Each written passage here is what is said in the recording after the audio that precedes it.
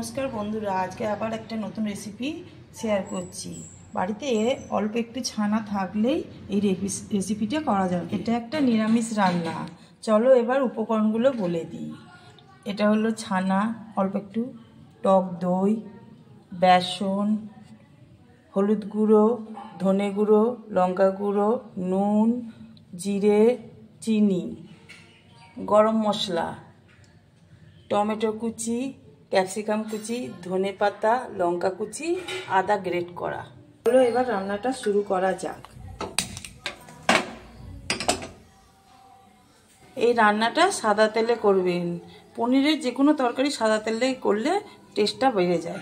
ফোড়নের মধ্যে বলতে ভুলে গেছি, জিরে আর শুকনো লঙ্কা ফোড়ন দিতে হবে। ফোড়ন দেওয়ার পর গ্রেট করা আদা আর কাঁচা লঙ্কাটা দিয়ে দিলাম। এবার দেবো টমেটোর কুচি।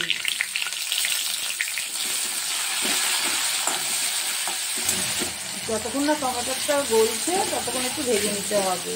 কাঁচা ভাতটা চলে গেলে রসুনটা দিয়ে দিতে হবে।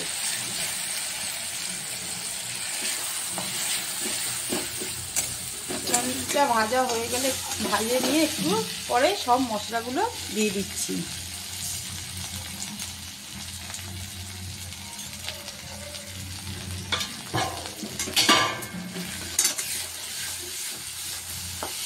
মশলাগুলো ভাজা হয়ে গেলে এবার ক্যাপসিকামগুলো দিয়ে দিচ্ছি।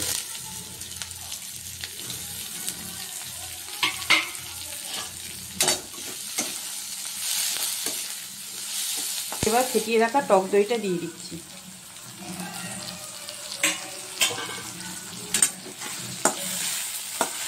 এবার ছানাটা দিয়ে দিচ্ছি।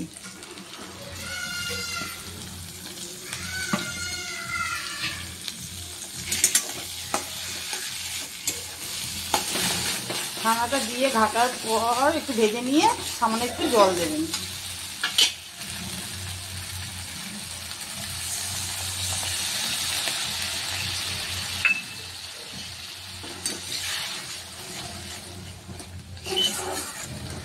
খানিকক্ষণ এইভাবেই ফুটবে, তেলটা ছেড়ে যাওয়া পর্যন্ত। দেখো এবার তেলটা ছেড়ে দিয়েছে। এবার ধনে পাতা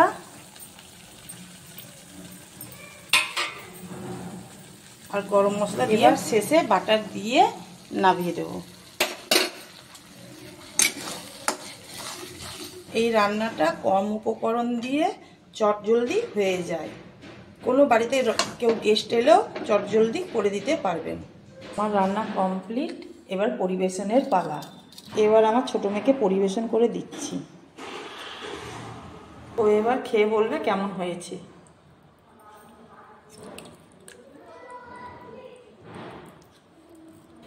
এই পনির ভর্তাটা ভাতের থেকেও লুচি, পরোটা আর লুচির সঙ্গে বেশি ভালো খেতে লাগবে। আমার মেয়ের তো ভালোই লেগেছে। এবার আপনারা দেখুন কেমন লাগবে। ভালো লাগলে লাইক করে দেবে। আর এই রকম রান্না দেখতে চাইলে পেজটি ফলো করে দিয়ে পাশে থেকে